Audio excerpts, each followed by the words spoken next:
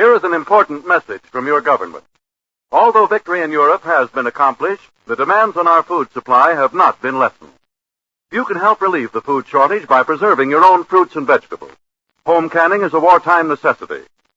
Knowing the proper techniques and methods in home canning is important, and you can get expert advice by simply writing the Department of Agriculture, Washington 25, D.C. Remember, there must be no letdown this year. Home canning is one of the nation's most important jobs on the home front in 1945. And now, Swan, the white floating soap that's pure as fine Castiles, brings you George Burns and Gracie Allen.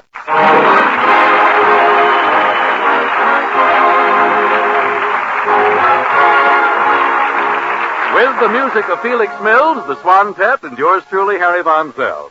Well, next week, George and Gracie are leaving for a tour of camps and hospitals to entertain our servicemen. So we find them now making preparations. Now, don't worry about the house while we're going, George. I've taken care of everything. The milk, the paper, the bakery man. Good. Nothing will be wasted. Good. Now, here's my plan. First, the paper boy comes and leaves the paper. Yeah? And then the milkman comes, reads the paper, and leaves the milk. Then the postman comes, drinks the milk, and leaves the mail. Then the bakery man comes, reads the mail, and leaves the bread. Now, the bread sits on the porch all day, and the sun toasts it. Next morning, the paper boy eats the toast and leaves the paper. Then the milkman comes, reads the paper, and leaves the milk. I know how it goes from there. That I know. Now, let's take one thing at a time. You expect the sun to toast the bread? Well, George, this is California. The sun always... Better leave the toaster out, huh? Connected. Listen, Gracie, I've got a little suggestion. Why not stop the paper, the milk, and the bakery? Darling, that's a brilliant idea. I think it's even better than mine. Even. George, you're a genius. Oh, sure. That's not just a cabbage sitting on your shoulders. Thanks. That cabbage has got brains in it. It's a nice little TL. Let's just take the key to our house over to Harry Von Zell's and ask his mother to keep an eye on things first. What for? So burglars can't come in and carry off the furniture. Oh, don't worry about that. I've figured out a burglar trap. We'll run the garden hose into the living room and fix it so that if a burglar opens a window or a door, it turns on the hose.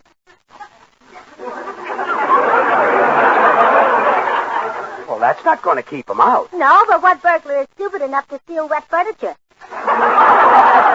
This is no cabbage in my head either. You could have fooled me. Let's take the key over to Mrs. Von Zell.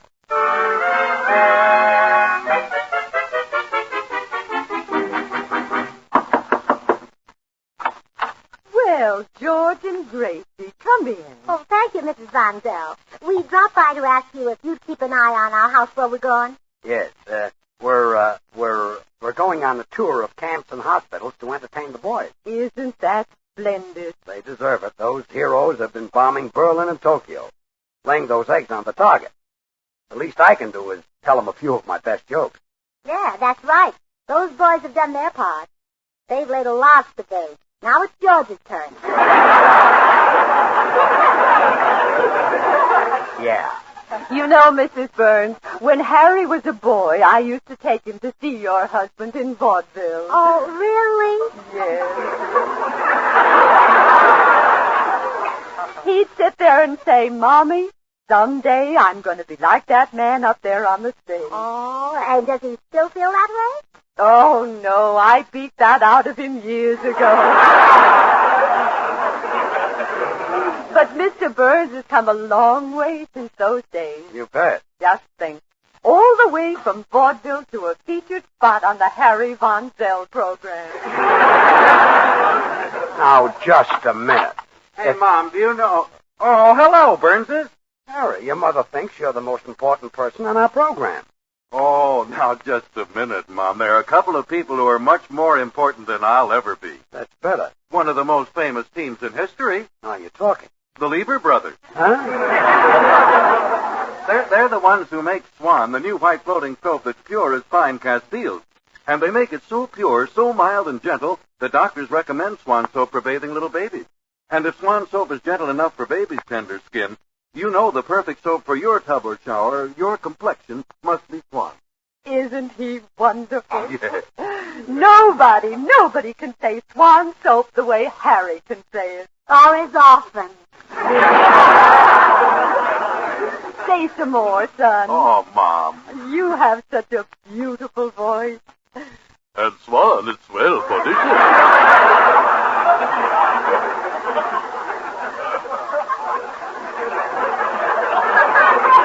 You not only get loads of hard-working suds, but you can be sure that Baby Gentle Swan will help keep your hands smooth and lovely.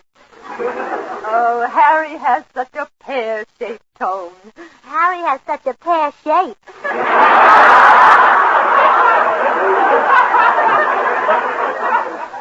You know, my boy could have been an opera singer instead of just star of the Harry Von Zell program. He inherits his glorious voice from me. A bella figlia dell'amore. Oh, fine. Chiama Swan dei besti tui. Come on, Gracie, let's go home.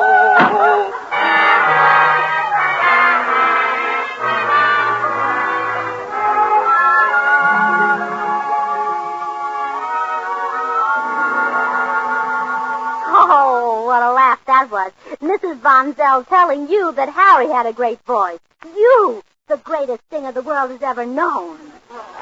Oh, boom, boom, boom, boom, boom, boom, boom, boom, boom, boom, say, have you ever been away? Ah, you solid, Jackson. No wonder Lawrence Tippett would give anything to have your throat. Lawrence Tippett? He'd like to have my throat? Heard him say so myself. One night at the canteen you were singing, and Tippett said I'd give anything to get my hands on that man's throat. There's no wrong as grand as my land George. from California. George. I just had a sensational idea. You can sing the servicemen for the camp in the summer. Sing for the servicemen? I'll be glad to.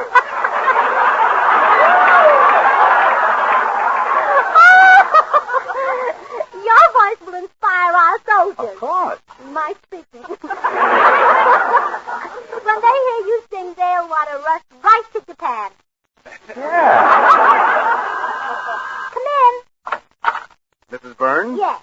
I'm from Army Headquarters. The General suggested that I drop by and discuss your camp tour. Oh, fine. Come right in, Private. I'm a colonel. Oh, really? Somehow you look more important than that. Didn't you see his eagle? Eagle? Yeah. Can't you tell the colonel from his eagle? Well, I suppose I could if I saw them both together.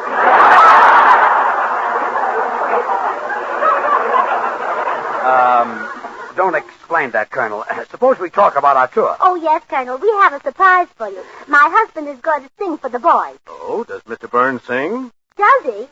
Like an angel. He's the greatest singer in the whole world, that's all. Oh, now, Gracie's exaggerating, Colonel. Not much, maybe, but a little. Well, if Mr. Burns is going to sing, I'll certainly see that it gets plenty of advance advertising. Well, give the Colonel a little sample, Citizen.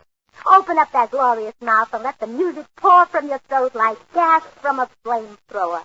Well, okay. I'll give him the last 4 bars. Make me lose those Yankee Doodle. You can have them, I don't want them Yankee Doodle blues. Well, Colonel? Mr. Burns. Perhaps it would be better if we didn't advertise your singing. I think we ought to keep the thing, like a secret. You, mean a military secret? Yeah, that's it. A top military secret. Don't talk about it to a soul. Oh, we won't. It might endanger the war effort, huh? It might wreck it. Hey, Gracie, do you think he liked my singing? Why, George, he must have loved it if he made it a military secret. Why, isn't it exciting? Yeah. Why, you'll be famous among our soldiers, dear. I wouldn't be surprised if at the end of this war, you're better known and better loved than powdered egg. I hope so.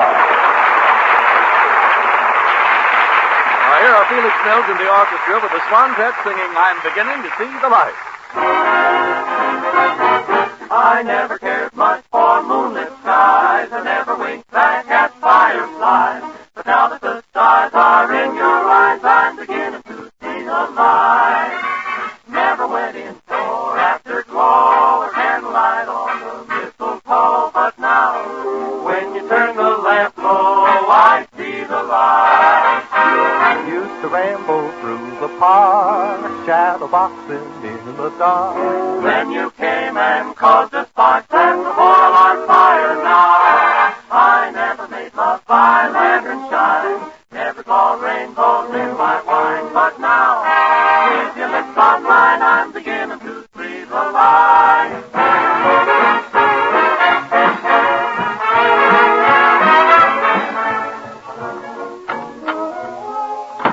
Good morning, Mrs. Burns. Here's your mail. Oh, thank you, Mr. Postman. Well, I guess this is the last we'll be seeing you for a while. My husband and I are leaving on a tour of service camp. Yeah, so I hear. What sort of act are you going to do at the camp, Mrs. Burns? Well, George is going to... Oh, I almost forgot. It's a military secret, and people who know military secrets aren't allowed to talk. My, if only my wife knew a few. Mr. Postman, what are you planning to do in your vacation? Oh, I think I'll just lie out in the yard in the sun and let its glorious rays turn my magnificent body into a gleaming bronze Apollo instead of a white one. Oh, well, that doesn't sound like much of a vacation. Have you ever tried fishing? Well, last year I hired a boat and took my wife way out in the ocean. Oh, did you have any luck? No, she swims like a duck. My goodness. You mean she fell overboard? Yes, and I didn't even notice it at first. Then when I spied her in the water, I started to roll like mad. Oh, I should think so. Was no use, though. She caught up to me. But how could you leave her in the water? A shark might have attacked her. Why should I worry what happens to a shark? Oh, now look here, Mr. Postman. You have no right to talk about your wife that way. You've told me time and time again how ugly and ill-tempered she is. That's not nice. Remember, she's your wife. Well... You've even said you regret marrying her. Well... And you're always talking about how mean she is to you. Yes, I guess you're right, Mrs. Burns. But I never said I hated her, did I? Well, no. And I'll say it now. I hate her! Well, goodbye, Mrs. Burns. Remember, keep smiling.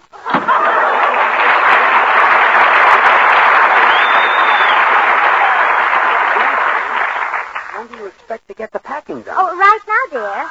Oh, that always happens when you're the busiest. Well, I'll answer it. You get on with the packing. All right, dear.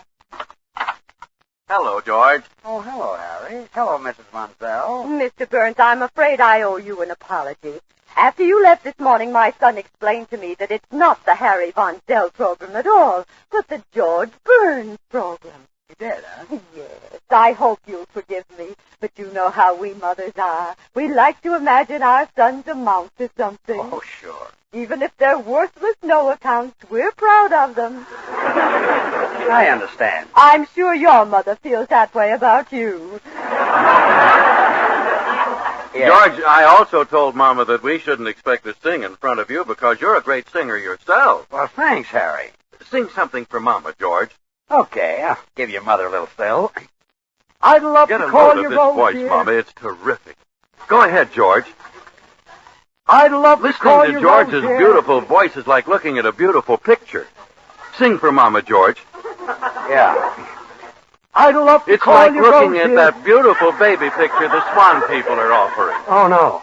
Oh, yes, they are, George. They are? They are. All you have to do is send a dime to Swan, Box 1, New York 8, New York, and they'll send you this beautiful picture in full color. It shows lots of happy little babies playing on their own little merry-go-round, you know. Makes you happy just to look at it. But go ahead and sing, George. Yes, I came all the way over to hear you. You might at least have the courtesy to sing. Okay, then listen. I'd love to call you Mama, Rose. you sent for one of those pictures, didn't you? Oh, well, of course I did, Roses son. fade away.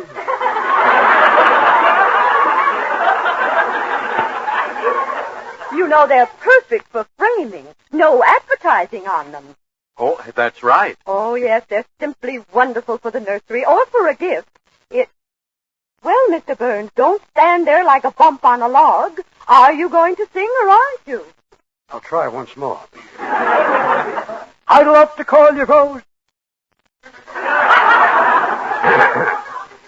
I'd love to call.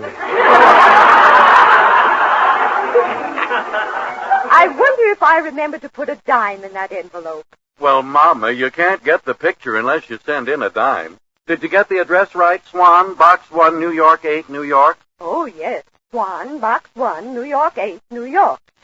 Oh, now I remember I did send the dime. Oh, good.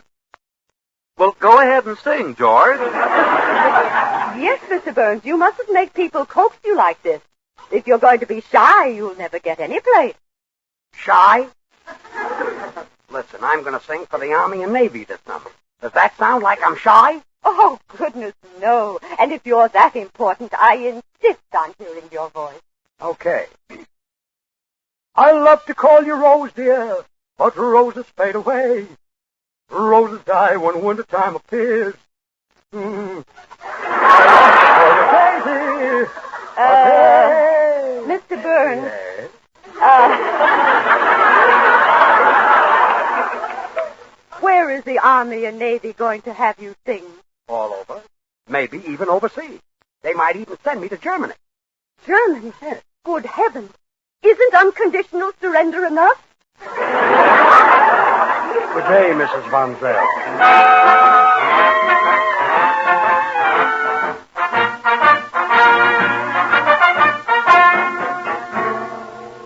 Colonel Tollinger? Yes? Captain Smith, the medical corps reporting, sir. You sent for me? Oh, yes, Captain. I went by to see Mr. and Mrs. George Burns. They're ready to leave on their camp and hospital tour. Yes, sir. I want you to go right over there and give Mr. Burns an inoculation shot. Beg your pardon, Colonel, but we don't usually give an inoculation shot unless the performer is leaving the country. That's why I want you to shoot only Mr. Burns. I think after a few generals hear him sing, he may be leaving the country. Yes, sir.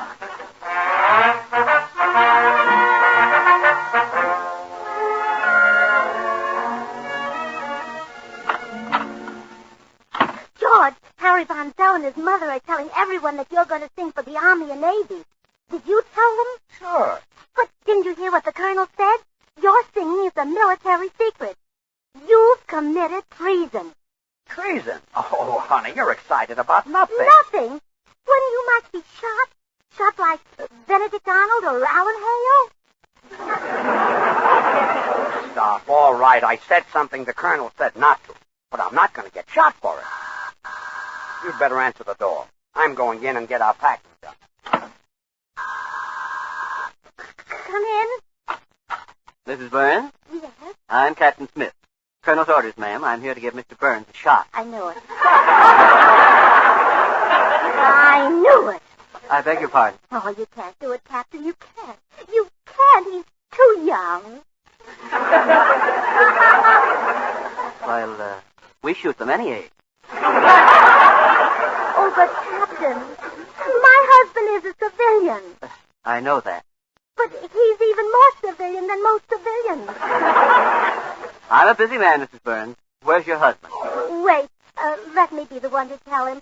It'll be easier that way. All right. George. Yeah? Goodbye, old paint.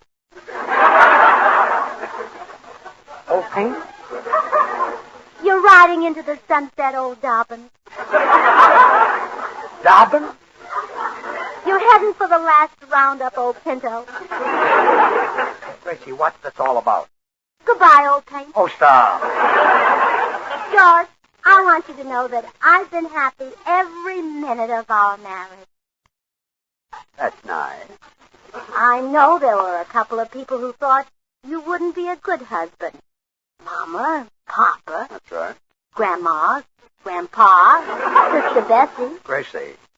There were few scoffers who said you wouldn't amount to anything. Uncle Dan, Aunt Clara, Cousin Joe, Brother Willie. All right. The Iceman, the Butcher, Schwab the druggist, Moe the tailor, Mo Rooney the cop. Gracie. There were a few who said I made a mistake marrying you. Eddie Cantor, Harpo Marx, the Andrews sisters, my Sunday school class, Chamber of Commerce, the Prudential Life Insurance Company, the Democrats. All right. Will you please tell me what's going on? Goodbye, Oh, old stop. friend. Why are you saying goodbye? Well, because you revealed that military secret, and the Army is here to shoot you. You still worrying about that? I mean it. There's a captain here right now to execute you. Oh, don't be ridiculous. I'll speak to the captain. Oh, hello, Captain. I'm George Burns. My wife tells me that you're here to shoot me. That's right. Oh, no. Take off your coat. Oh, wait, Captain. Oh, Captain, how can you do it? Look at that sweet, innocent face. Look at that frightened expression in those big, soft, brown eyes. Like a cow walking past a butcher shop.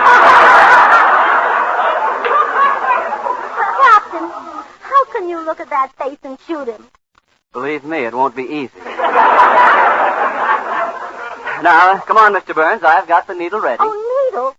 My goodness, are you going to shoot him or crochet him? I'm going to shoot him in the arm with a needle.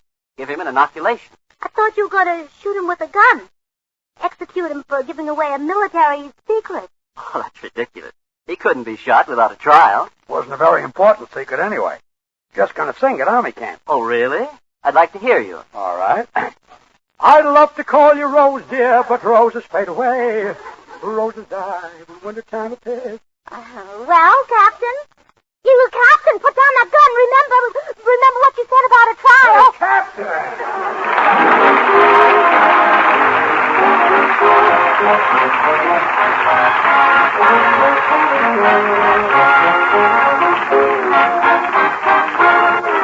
Hey, George and Gracie will be right back. And for the last time this season, I want to remind you that Swan is swell for everything. For baby, for you, for dishes, and for your light laundry. That's because Swan's the white floating soap that's pure as fine Castile. The white floating soap that's baby mild, baby gentle. If you haven't yet tried Swan, well, gee whiz, what are you waiting for, And now here are George and Gracie. Ladies and gentlemen, tonight George and I come to the end of 4 years of broadcasting on the Swan program. Next season, we're moving to another network, another night, for another sponsor. But before we go, we want to say thanks to Lever Brothers, the makers of Swan. Gracie and I have been in show business a lot of years. But these last 4 years have really been 4 of the happiest we've ever known. And next season, these Swan programs will be taken over by a very dear friend of ours and a wonderful entertainer, Joan Davis. Good luck, Joan. Good luck. Good night.